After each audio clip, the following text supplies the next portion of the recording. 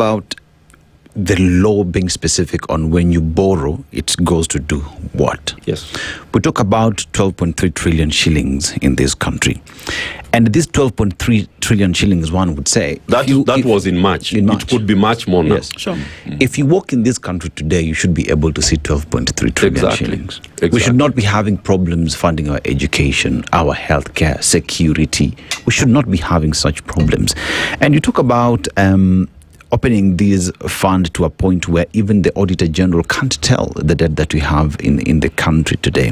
One asks the question then, does it seem as if the government of the day, the law, is a suggestion? Because it is. Because it is. And that takes you to the pillar number one of our 4 Ds of reviewing the state of the nation. I summarized it that if your economy is in the state of distress, as ours is, regardless of the bandages that are being placed on it, your other 3 pillars will not hold.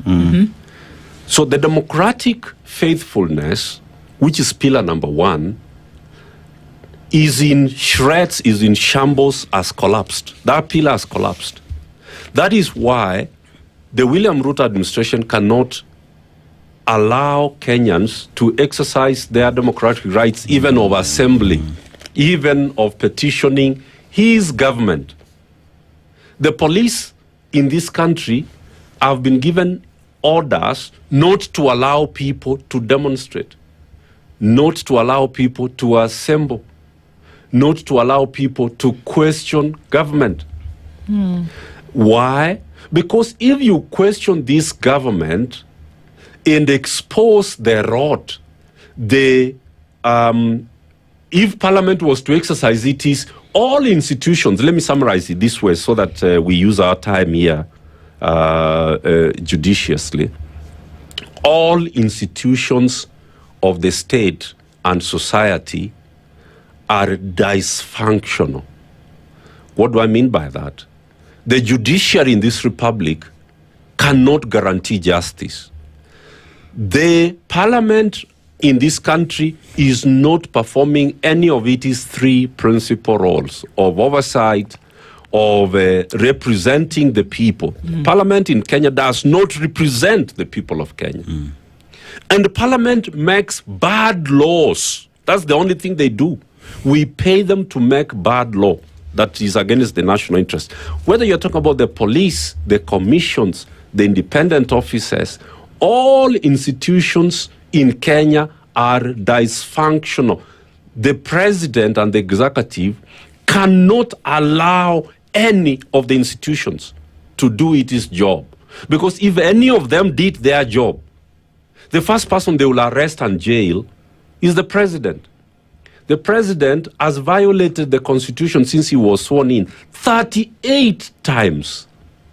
38 times. And you've gone to look at each and every one of these incidences where this has happened. That's our work. We actually filed a case in court in 2024.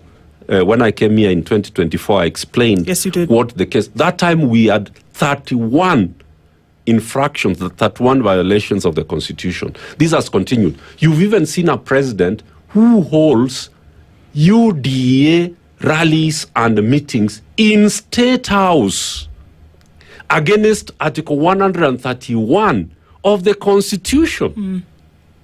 And nobody's asking him, nobody asks him why he's using a state office for political party functions, spending money in millions to pay thousands of shillings to delegates from Kirinyaga and Kisii and Mombasa and I don't know where. And this is not a political affiliation issue.